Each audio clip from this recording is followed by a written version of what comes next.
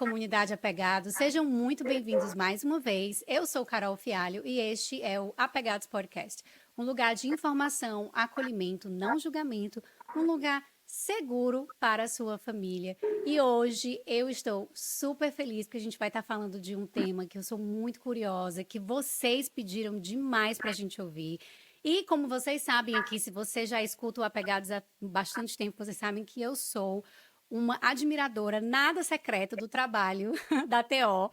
Então, assim, estou sempre tentando trazer mais informações sobre isso, até para a gente desmistificar o que é mau comportamento, dar mais ferramentas para que vocês entendam que muitas vezes não é uma questão relacionada a X, Y, Z, e sim uma necessidade fisiológica, até mesmo sensorial, que está mascarada e que a gente não tem informação suficiente para identificar. Então, aqui vamos nós. Hoje eu vou estar conversando com Camila Novaes, terapeuta ocupacional, especialista em integração sensorial. E primeiro, seja muito bem-vinda, muito obrigada por ter aceitado o nosso convite, Camila. Como você está hoje? Fala um pouquinho da sua jornada, quem você é, do que a sua clínica que você está aí lindamente trabalhando hoje e pegou um tempinho assim para estar aqui com a gente. Fala um pouco sobre o seu trabalho. Primeiro, eu queria agradecer o convite. Fico muito feliz de ouvir que você é uma admiradora da TO, porque é muito legal saber quando a gente vê que as pessoas conhecem a terapia ocupacional, né? Elas entendem o que é a terapia ocupacional e a importância no desenvolvimento, né? Fico muito feliz com o convite, muito obrigada e é um prazer estar aqui. Eu sou a Camila Novaes, eu sou terapeuta ocupacional, sou de Brasília, formada pela Universidade de Brasília desde 2012 e desde 2012 eu vim trabalhando com crianças e estudando sobre integração sensorial. Em 2016 eu concluí a minha certificação pela Universidade do Sul da Califórnia em integração sensorial e desde então eu estou aqui no Brasil como certificada, né, internacional de integração sensorial. E essa é a minha área hoje, é a minha área de atuação. Eu tenho uma clínica, chama Clínica Cedim, que fica aqui em Brasília, e aqui na clínica a gente trabalha com toda essa parte sensorial. Então, temos cerca de 120 crianças em atendimento hoje, dentro do tratamento de integração sensorial, dentro da medida de fidelidade do que é o esperado para o tratamento. E tem uma lista de espera na clínica hoje com mais de 200 crianças, mas que a gente não consegue por conta do nosso espaço físico mesmo. Mas é uma demanda que não para, não acaba, e é isso que eu faço por enquanto. Nossa, e também assim, que maravilha que as pessoas estão tendo mais acesso a essa informação e procurando mesmo, né? O que fazer, doutora. Então, assim, antes de mais nada, assim, né, da nossa conversa, eu queria que você pudesse explicar, porque a gente parte do princípio de que a maioria do público que nos escuta, eles são leigos, né? Não entendem nada e agora estão passando a entender do que se trata, o que a gente vai conversar. Mas explica um pouquinho o que é o sistema sensorial, né, a princípio, e qual é a relevância dele para o nosso funcionamento no dia a dia. Carol, eu acho que eu vou começar falando lá do começo. Antes de falar da parte sensorial, eu vou voltar para a gente falar o que é a terapia ocupacional, né?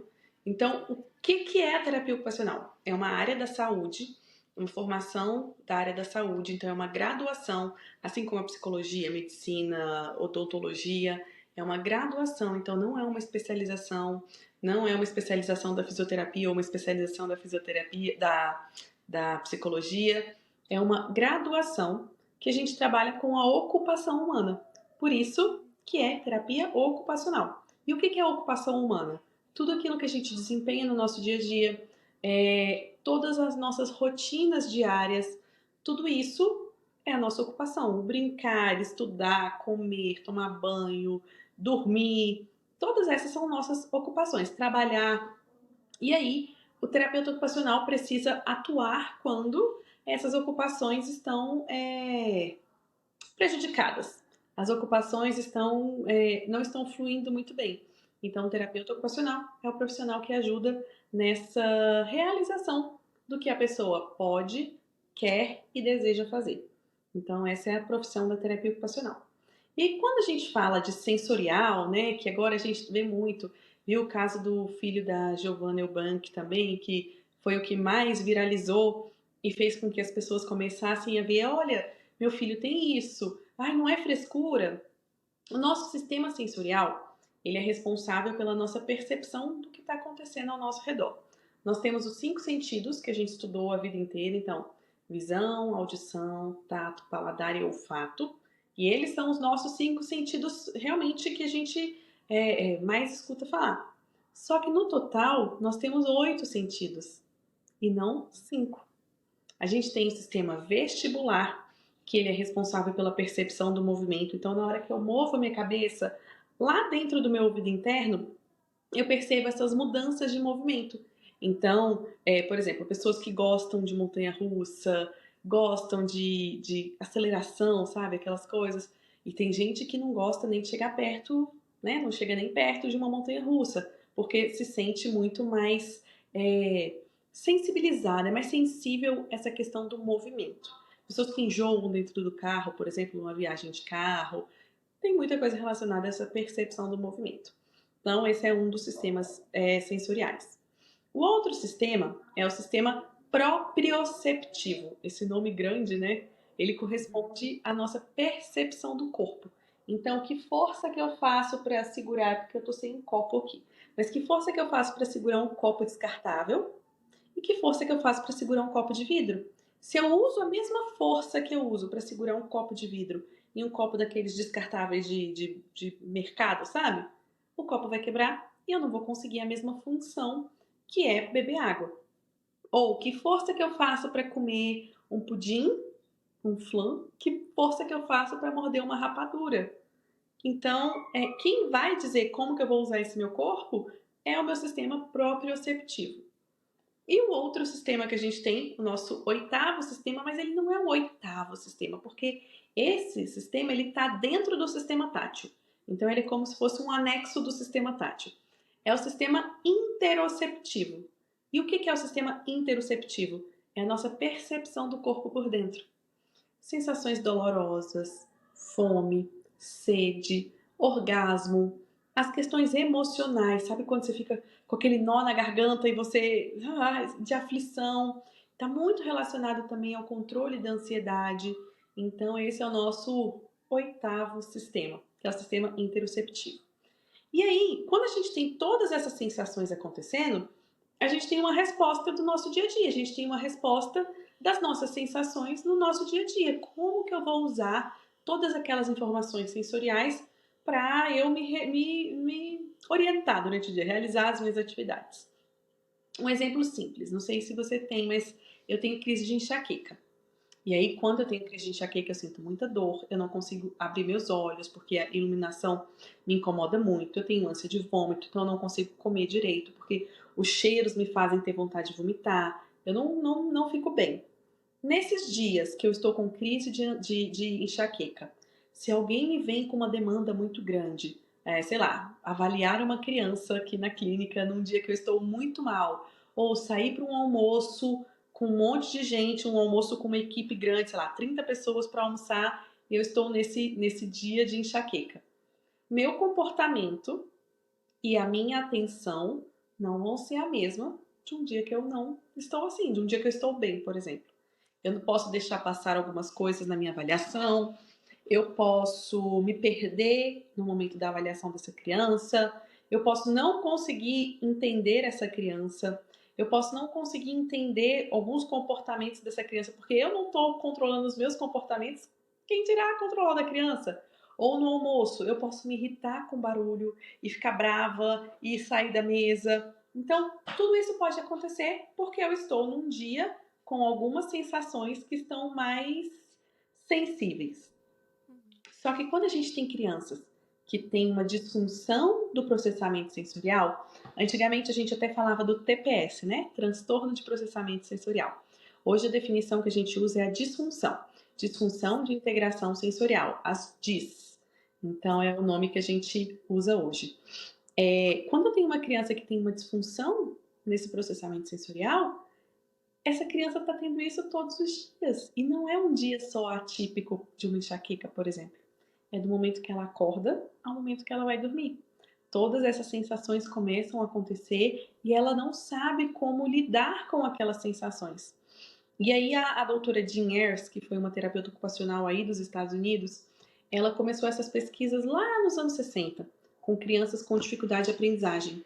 Então ela pegou essas crianças e começou a entender por que o processo de aprendizagem delas estavam prejudicadas e começou a perceber que algumas questões sensoriais elas estavam influenciando.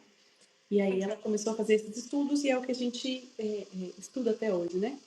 Mas quando a gente tem essa falha nesse processamento, todo o nosso desenvolver do dia a dia, ele fica comprometido.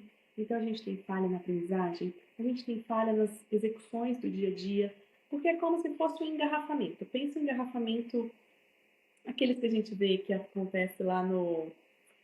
Ai, Em São Paulo, por exemplo. Paulo.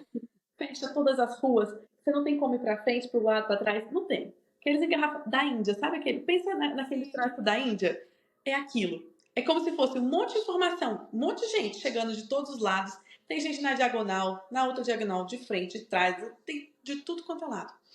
Todas aquelas informações estão entrando no sistema, o nosso cérebro está processando todas aquelas informações, e aí o sistema fala: olha, não sei como agir com isso. Eu brinco com os pais, eu falo que é assim, aquele computador velho que a gente, pai, quando a gente tinha aquele computador velho que a gente queria jogar The Sims e o computador não rodava The Sims, sabe?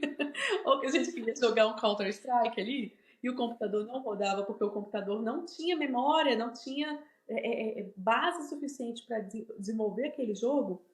É isso que acontece no cérebro das nossas crianças. É um computador velho tentando rodar um jogo muito pesado, e aí o computador entra em pânico e fala: não consigo. E aí às vezes ele até reseta, o computador desliga sozinho. E é isso que acontece com as nossas crianças quando elas têm uma disfunção nesse processamento sensorial. É como se fosse muita coisa entrando e o computador não tem capacidade de processar tudo aquilo que entrou. E aí a criança tem uma crise. E que vai se mostrar, né, através dos comportamentos dela. E Exatamente. ai, mas essa criança é muito complicada, ela é muito Desafiadora. desafiadora, sim, sim. E Camila, só para esclarecer aqui, a última pesquisa que eu fiz a respeito da disfunção de transtorno, oh, disfunção De integração sensorial. de integração sensorial, é, não era ainda um diagnóstico oficial. Continua assim? Continua. Ainda não está descrito no DSM-5, então ainda não é um diagnóstico descrito, mas a gente tem hoje, por exemplo, que as disfunções sensoriais elas estão presentes em alguns diagnósticos. Então a gente tem cerca de 90% das crianças com autismo tem disfunção de integração sensorial. No TDAH passa de 70%. Síndrome alcoólica fetal, crianças que nasceram prematuras ou que tiveram muito tempo de internação em UTI pediátrica, síndrome de Down, algumas crianças, né, dentro do T21 aparecem com algumas disfunções de processamento sensorial, mas a gente tem casos isolados onde a criança só tem a disfunção do processamento sensorial, a disfunção de integração sensorial. Mas a gente não tem isso descrito, não tem um CID, né? Eu não consigo dar um CID para essa criança. E aí esse diagnóstico hoje é feito só pelo terapeuta ocupacional. Então, o psicólogo, o neuro, o psiquiatra encaminha para avaliação da terapia ocupacional e esse laudo é efetuado a partir dos testes e das avaliações que são padrão ouro para identificação das disfunções. Certo. E quais são, assim, como que os pais eles podem identificar isso? Quais são os primeiros sinais de uma disfunção de processamento sensorial? A gente tem hoje descrito as disfunções de processamento sensorial pensando na parte de modulação sensorial, que é quando aquele cérebro não consegue ajustar aquela sensação, não consegue dizer se aquela sensação é muito ou aquela sensação é pouco. É aquele cérebro que não sabe como ajustar o nível da... É como se fosse sintonizar um rádio antigo, sabe? Que você tinha que ficar até acertar a frequência que tá tocando a música. O cérebro não sabe ajustar essa frequência. Às vezes ele coloca para mais, às vezes para menos, e aí a criança entra em parafuso, tadinha, porque o cérebro não consegue organizar. E a gente tem a parte relacionada à praxis. O que é a praxis? É a nossa capacidade de planejar, identificar, falar assim, eu tô com sede. Então, eu imaginei, tô com sede, o que eu preciso fazer? Eu preciso beber água. Então, eu tive essa parte, né? Primeira parte de pensar o que eu tenho que fazer. Segunda parte é o planejar como eu vou fazer. Então, a garrafa está aqui na minha frente, então eu tenho que pegar, esticar minha mão, fazer a apreensão, trazer até a boca e beber essa água. E o terceiro é a execução mesmo, do que eu preciso fazer.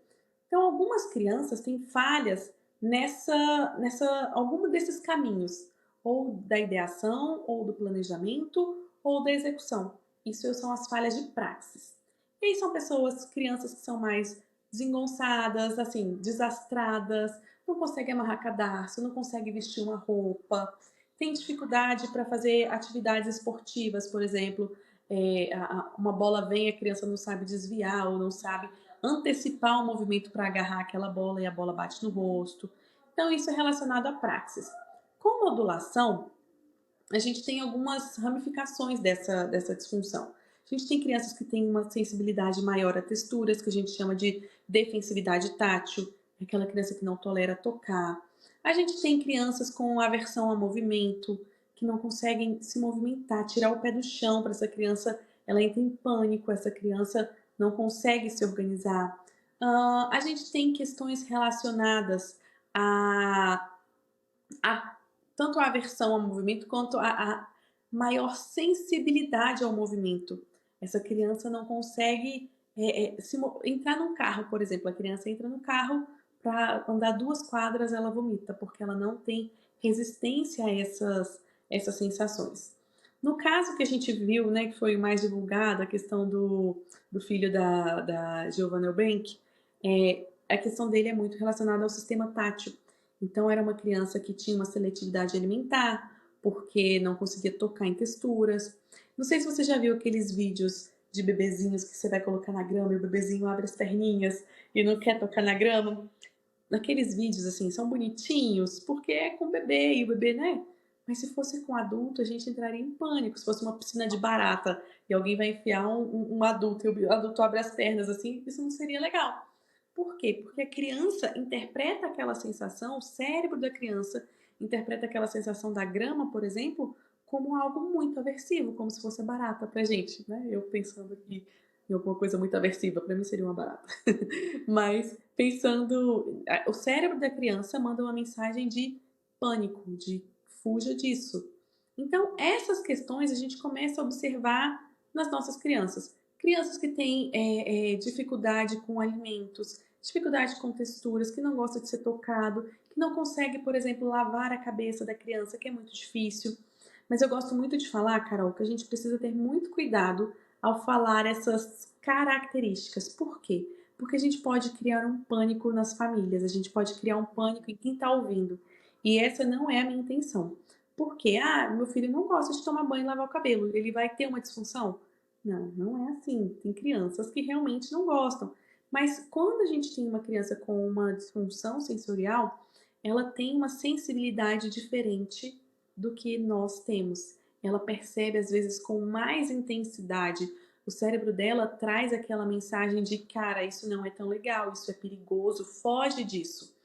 E aí, muitas famílias pensam, isso é frescura, nunca vi ninguém morrer de pegar na grama, nunca vi ninguém morrer de pegar. Mas o cérebro da criança está mandando aquela mensagem de que aquilo é uma sensação de quase morte. Então, pensa o nível de alerta dessa criança, pensa o nível de ansiedade, de como que essa criança vai estar sendo exposta. Então, na integração sensorial, a gente até fala, não existe tratamento de integração sensorial com exposição gradativa de sensações que a pessoa não tolera. Se você não tolera barata, não adianta eu botar você num quarto cheio de barata que você não vai se acostumar com a barata. Você vai continuar tendo medo da barata. O que pode acontecer é você já estar tão exposto àquilo o tempo inteiro, com aquelas questões da barata o tempo todo, que você só fala, tá bom, não quero nem pensar nisso, e desconecta seu cérebro. Mas isso não deixa de te incomodar. Você só desconectou porque não tem outra opção.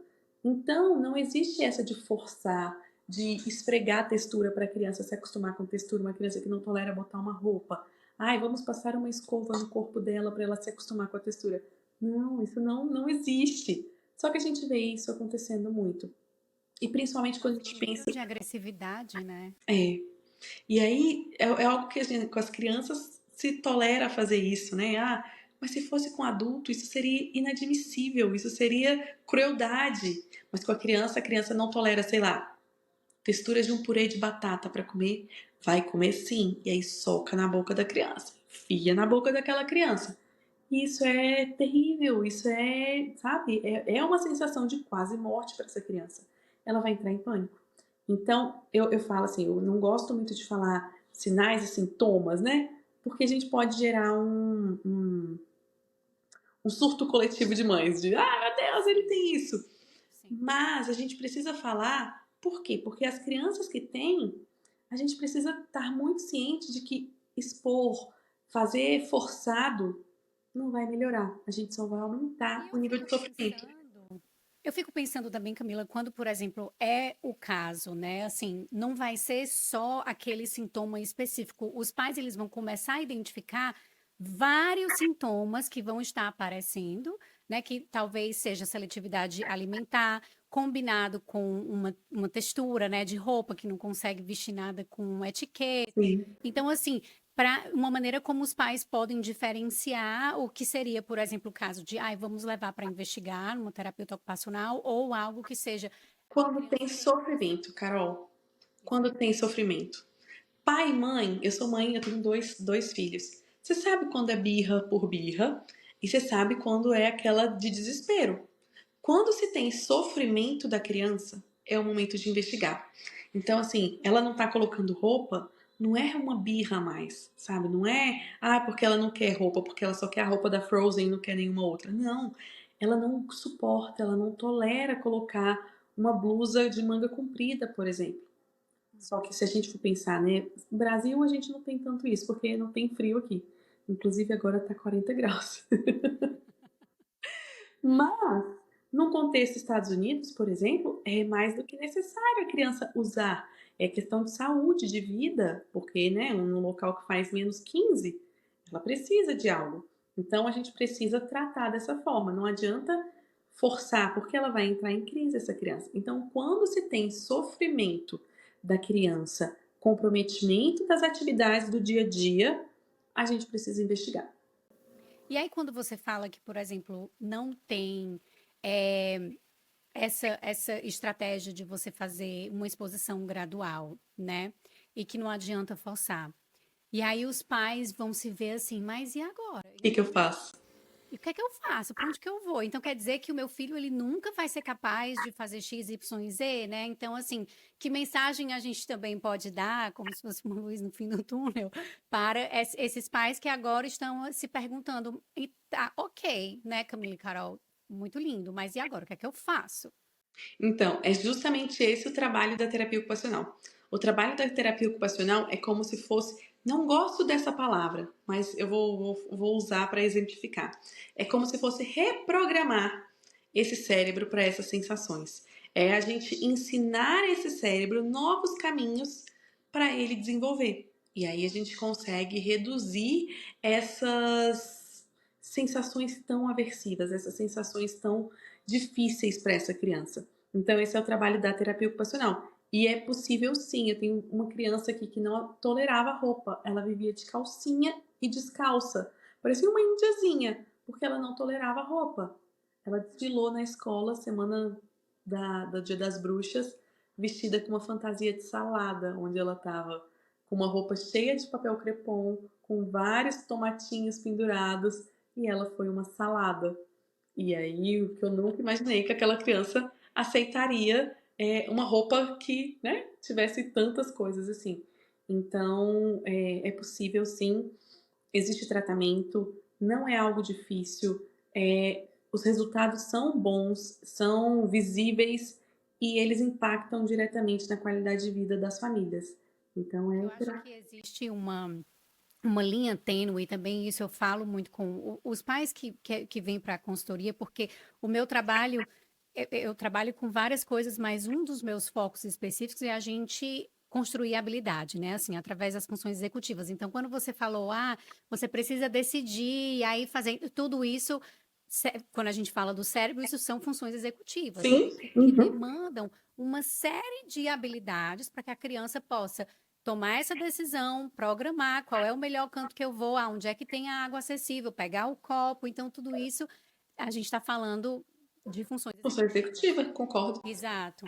Então, quando eu recebo alguns pais, e aí eu acho que também fica num campo assim, existe uma linha muito tênue entre, Carol, até onde eu vou é, para construir essa habilidade. Porque quando eu vejo que, por exemplo, meu filho não está suportando isso, e por conta dessa disfunção de processamento sensorial, ele vai, inclusive, começar a desenvolver várias estratégias de não enfrentamento, né? Uhum. Assim, de reclusão. Ele não quer mais ir para o parquinho, ele não quer mais comer nada, ele só agora quer comer isso. O quão funcional, e aí é uma preocupação válida dos pais, né? O quão funcional isso é para o resto da vida.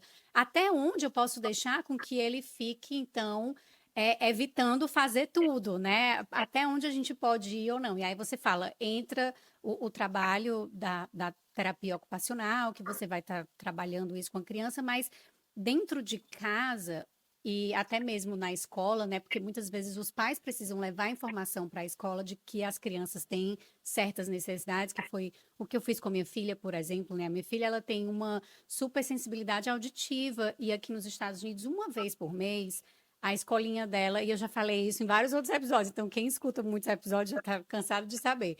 Mas uma vez por mês eles têm o fire drill, que é o treinamento de incêndio, Sim. e é muito alto.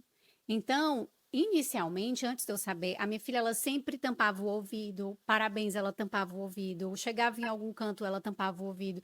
E eu mesmo com o meu treinamento em psicologia, mesmo trabalhando com criança há muito tempo, eu ficava, filha, vamos tirar, filha, não sei o quê, querendo fazer uma coisa meio que disposição gradual e ela bem resistente. E aí, em um dia que teve esse treinamento de incêndio na escolinha dela, ela chegou em casa, ela estava completamente desorganizada. Os comportamentos dela estavam desorganizados. Ela chega da escola, a gente pega, vai para o parquinho e etc. Então, a hora dela de dormir, vamos supor, era 6:30 na época, ela estava até 8 horas da noite dentro do quarto, completamente desorganizada. E botando assim, eu até lembro, foi até um pouco assustador para mim no dia, mas arranhando a parede. E aí eu entrei no quarto e disse, filho, o que é que está acontecendo, meu amor? E fui dar um abraço. Ela, mamãe, tá muito alto, tá muito alto, tá muito alto. Então, assim, ela ainda estava muito angustiada e foi aí que caiu a ficha. Eu disse, gente, isso foi do treinamento de incêndio da escola. Ela tem É. uma super sensibilidade.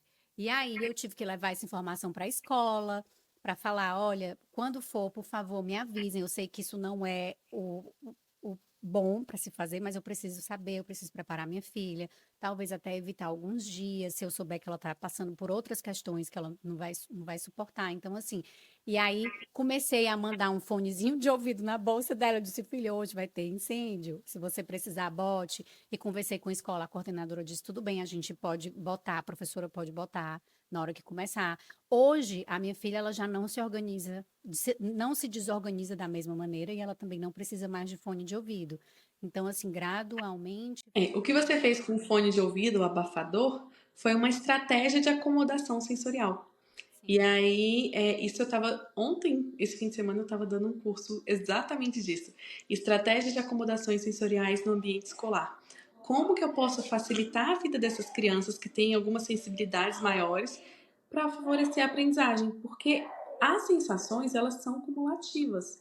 Você pode ver, assim, se você tem um dia muito estressante, você chega em casa, você está exausto, você está cansado, você está irritado, você não tem a mesma paciência. Se seu filho der uma birra agora, no momento que você teve muita coisa acontecendo no seu dia, a sua resposta, o seu comportamento não vai ser igual um dia que você está bem. Então, as sensações, elas são cumulativas. Da hora que a gente acorda até a hora que a gente vai dormir, aquilo vai enchendo o nosso copinho das sensações. Tem pessoas que transbordam essas sensações muito rápido. Tem pessoas que aguentam ali o dia inteiro. Mas no caso da sua filha, por exemplo, nesse dia do incêndio, foi tanta informação chegando que o copinho dela encheu muito rápido e transbordou. E esse transbordamento continua fazendo parte do dia dela até ela se organizar e falar: calma, agora tá tudo bem. E aí, esse momento que você foi para acolher foi isso. Foi essa acomodação que ela precisava. Então, essas estratégias de acomodação sensorial, elas estão cada vez mais comuns. Aí, nos Estados Unidos mesmo, você tem hoje vários supermercados que fazem uma hora sensorial para pessoas com autismo ou com disfunção sensorial e fazer compra no mercado, onde eles reduzem luz, tiram muitas informações visuais, não tem som, tem shoppings, que os malls aí, né? Shopping pra gente aqui mas os malls aí, eles fazem isso também. Então a gente tem hoje vários locais que estão se adaptando. Aeroportos têm salas sensoriais para regulação, porque é um ambiente diferente, é uma rotina diferente, e às vezes a criança precisa mesmo se organizar. Shopping centers aqui no Brasil, a gente já está tendo salas sensoriais em alguns, parques de diversões. A Disney ainda não tem, mas a Universal e a Legoland já tem salas sensoriais para organização. Aqui em Brasília, no Hop Hari não, desculpa, no Beto Carreiro já tem sala sensorial, no Parque da Mônica, em São Paulo, também tem sala sensorial.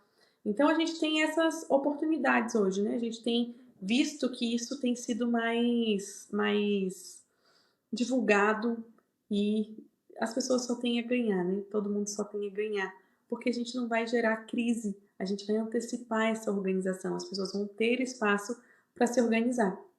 Uhum. Nossa, que interessante, eu não sabia dessas salas É. sensoriais, nem dos horários do supermercado ou malls, por exemplo, né, que fazem essa adaptação. Aí, principalmente Orlando, Nova York, Boston, eu já vi em várias cidades. Então, tem muitos shoppings que fazem isso, muitos supermercados, Walmart. Eu acredito que todos os Walmarts têm isso. Geralmente, a última vez que eu lembro era nas quartas-feiras, e aí algum horário assim que eles separavam na quarta-feira para ser o horário sensorial, que eles chamam, né? E aí Muito eles legal. reduzem todas essas informações para que as pessoas possam ir fazer compras de maneira mais tranquila. Uhum. Uma coisa que eu fiz também aqui em casa, quando a minha filha era menorzinha, e eu estava fazendo toda a investigação, né, se o que é que ela tinha, estudando muito por conta própria, não cheguei a levar ela para nenhum profissional, mas super sensível a algum distúrbio de processamento sensorial. E aí eu coloquei uma tenda, ela tinha uma tenda no quarto, eu criei o cantinho sensorial, né? Cantinho da calma. Cantinho da calma, eu chamei do cantinho sensorial porque ela até hoje ela tem muito, a gente sempre está comprando brinquedinhos sensoriais de você apertar a bolinha e ela adora esses brinquedos, inclusive eu e meu marido também a gente adora. Aí tem de todo tipo de textura, uns que você puxa e faz um barulho, trrr, não sei se você já Aham. viu esses. Sim, a Então gente assim, tem bastante tem aqui. uma aí eu coloquei uma caixinha, um sofazinho dela, um colchãozinho confortável, né? Assim, que ela gostava, com uma musiquinha. E também usei óleo essencial de lavanda, que é um óleo mais calmante, assim, né? Isso. Do lado da cabaninha. E eu lembro que ela amava esse cantinho. Amava. E que muitas vezes, quando ela se frustrava, uma das coisas que ela fazia imediatamente Ele era pronto. ir para esse cantinho. E aí eu disse, gente, olha como isso é poderoso. Assim, se todo mundo pudesse ter essa sensibilidade, né? E se fala muito em punição, em castigo, em, como você falou muitas vezes, a criança é uma criança fresca, ou então a criança que não quer comer. Isso é falta de peia, né? Porque esses pais na minha época não existia isso. Não. O quão importante é a gente ter essa sensibilidade. Você fez um cantinho de acomodação para ela. Isso é maravilhoso. Isso é ótimo. Exato, exato. E tira também, porque na época eu cuidava de casa e eu tinha muito o que fazer, né? Assim, as pessoas, as mães que estão dentro de casa, trabalhando em casa, É 24 horas? é 24 horas, não tem fim. E eu Não. me via também muito estressada e isso impedia a minha conexão genuína com a minha filha. Então, criar esse cantinho para ela também é um termo aí, um unicotiano, era um objeto de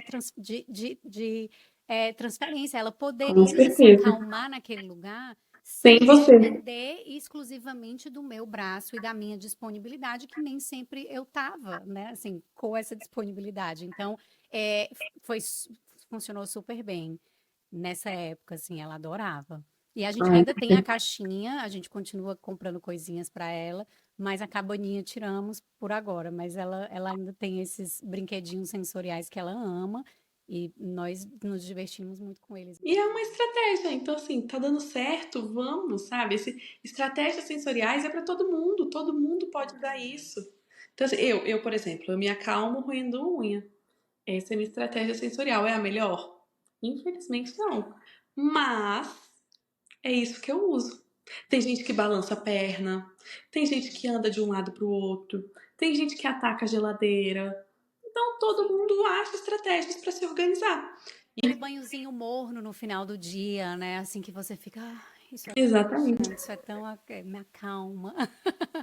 Sim, é verdade, todos nós temos. E eu Sim. gosto de pensar também que todos nós, claro, níveis diferentes, nós temos também as nossas sensibilidades, nossas próprias sensibilidades Qual é a sensoriais. diferença? A diferença é, todos nós temos questões sensoriais, todos nós temos. Todos nós temos sensações diferentes. Eu não gosto de abraço. Eu não gosto de ser abraçada. Eu não gosto que me toquem. E isso é meu. Tem gente que ama abraço. Essa é a minha melhor amiga. A minha melhor amiga, eu falo que ela é um labrador. Porque ela quer carinho e abraço o tempo inteiro. Eu falo, ai, sai de perto de mim. Ela gosta, ela se sente bem com isso. Quando ela tá triste, ela quer abraço. Aí eu fico, ai meu Deus, vou ter que abraçar. Porque eu não gosto. Mas quando que é um problema? Quando isso interfere na participação da vida. Quando Sim. isso interfere na sua execução do dia a dia. Quando você deixa de fazer coisas porque não consegue estar naquele meio. Uhum. Sim, sim. É, a gente está começando a caminhar agora para o finalzinho da nossa entrevista e eu queria só fazer um momento de mito ou verdade com você. Alguns desses você já respondeu aí durante o episódio, mas eu quero só para que a gente deixe bem claro, né? Assim, o primeiro, se uma criança que tem transtorno de processamento sensorial, que agora você disse que é disfunção, né? Disfunção de processamento sensorial. Isso significa que ela tem, então, algum diagnóstico, como, por exemplo, autismo? Mito. Porém, a gente tem hoje estudos que mostram que crianças com autismo, cerca de 93% das crianças com autismo têm uma disfunção de processamento sensorial, tem uma Eu disfunção achei que sensorial. fosse 100%, acredito. É um número alto, né? Mas Sim. tem algumas que não tem mesmo.